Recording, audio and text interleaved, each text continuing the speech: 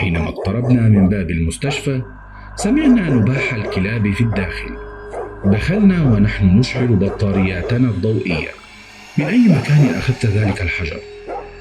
قال بصوته المبحوح: أذكر أنني كنت أقف في هذا المكان أقوم بتصوير فيديو.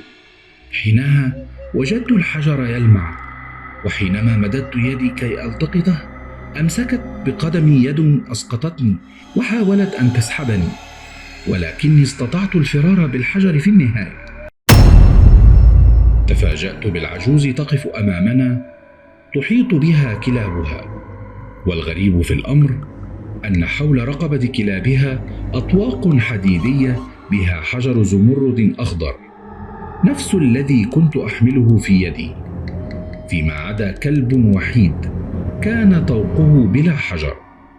فعلمت أن الحجر الذي أخذه معتصم يخص طوق ذلك الكلب.